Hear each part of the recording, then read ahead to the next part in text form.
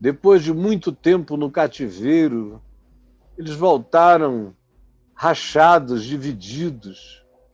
E a primeira divisão começava em casa.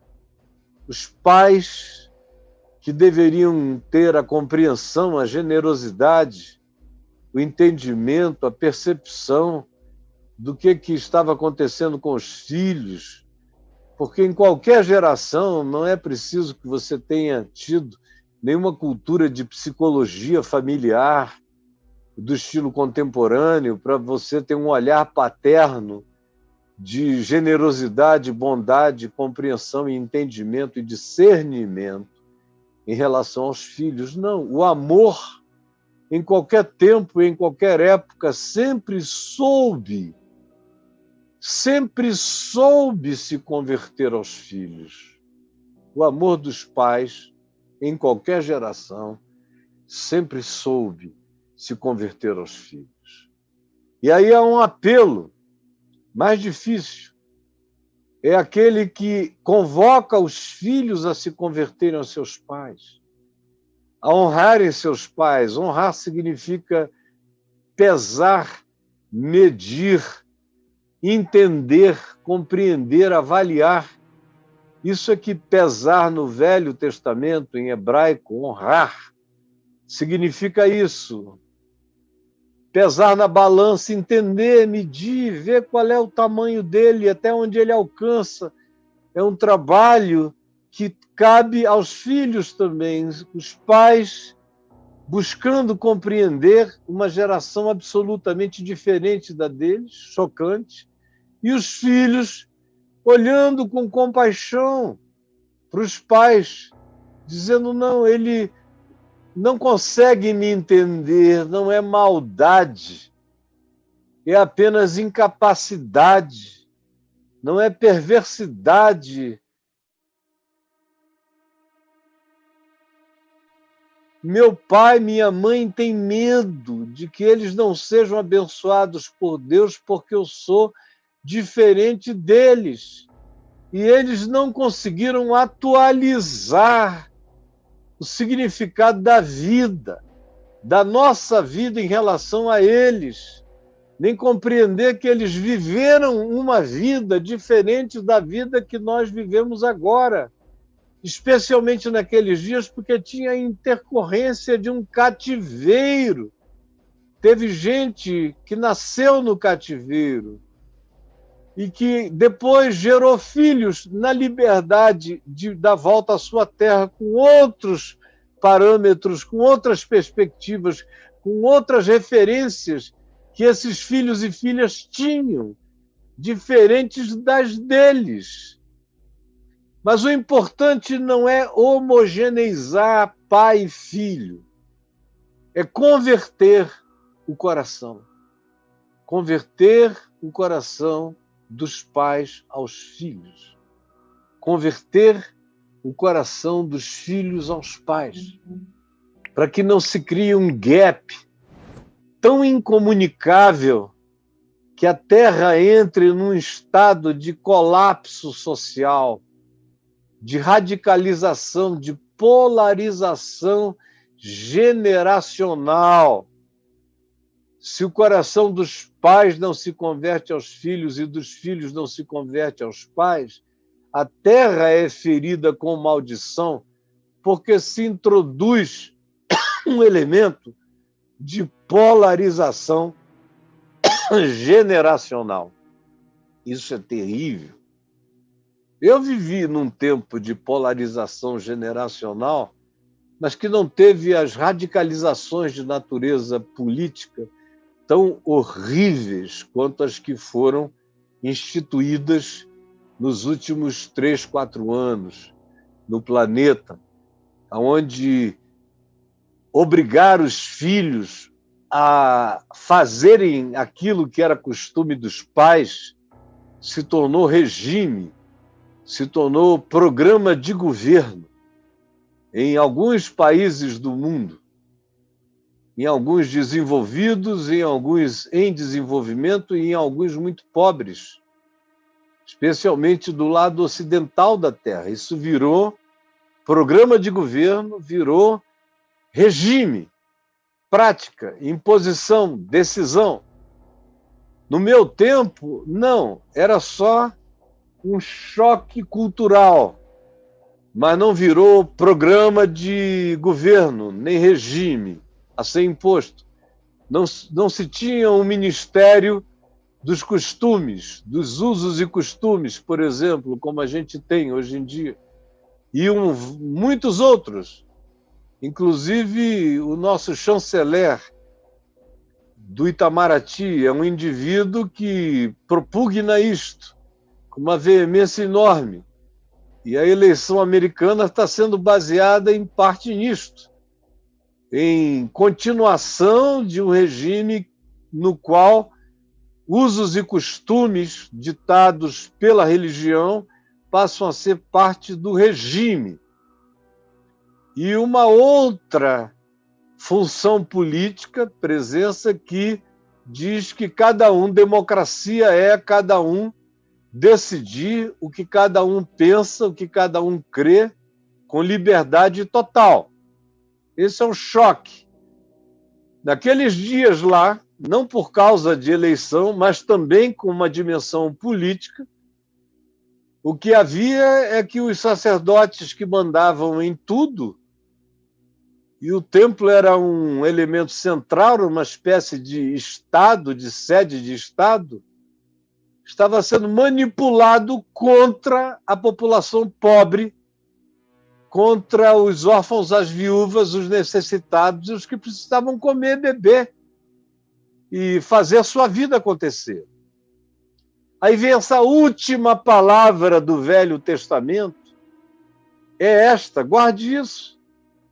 Você que nunca tinha prestado atenção nisso, porventura, eu duvido, mas preste atenção. Eis que eu vos enviarei o profeta Elias antes que venha o grande e terrível dia do Senhor. Ele converterá o coração dos pais aos filhos e o coração dos filhos aos pais, para que eu não venha e fira a terra com maldição. Porque essa polarização generacional entre gerações, esse abismo entre gerações, faz a Terra se transformar num caos. E, como eu disse, não se trata de produzir homogeneização, não se trata de criar uniformização, que é impossível e nem é necessariamente saudável. Mas se trata de converter o coração de uns aos outros. Significa que o meu coração se volta para o outro com amor e o coração do outro se volta para mim com amor. Como quando eu conheci Jesus, eu que era um cara totalmente não convertido aos meus pais, eu fui um inconverso aos meus pais desde 13 anos de idade. Eu rompi com tudo que era uso, costume, conceito do meu pai, da minha mãe, da minha família, até eu conhecer Jesus. Quando eu conheci Jesus, eu não nos uniformizou, mas eu passei a enxergá-los. Parece que uma camada de escamas espirituais tinham sido tiradas dos meus olhos e eu os vi, e eu os entendi, e eu os compreendi, e eu os admirei, e eu louvei os esforços deles, e eu me apaixonei pela maneira tão simples como eles decidiram viver e pelo amor que eles tinham por Deus e pelo próximo. E eu também vi meu pai, especialmente meu pai, se converter a mim de uma maneira imediata.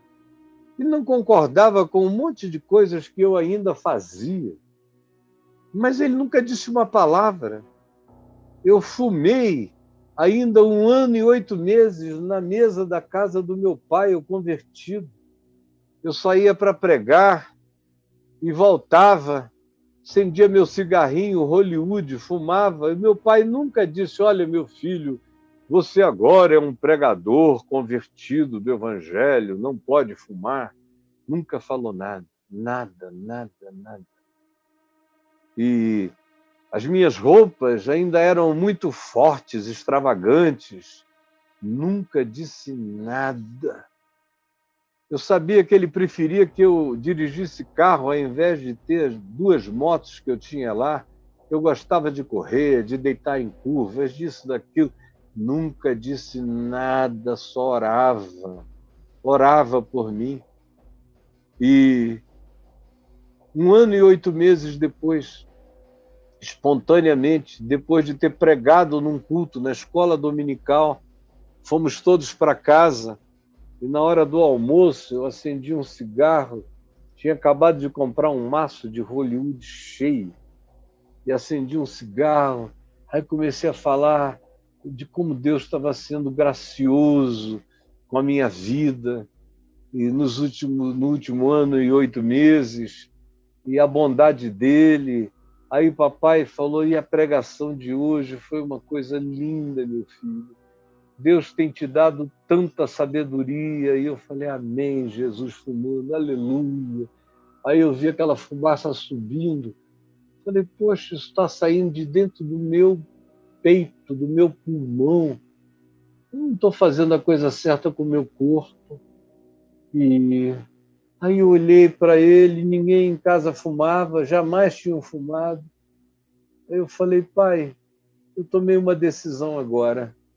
Eu apaguei o cigarro, amassei o maço novo, estava chovendo, eu fui lá fora e joguei numa poça. Hoje em dia isso seria um crime ecológico, mas para mim foi um ato simbólico poderoso. Eu fui lá fora e joguei numa poça e vi o cigarro afundar na poça de lama.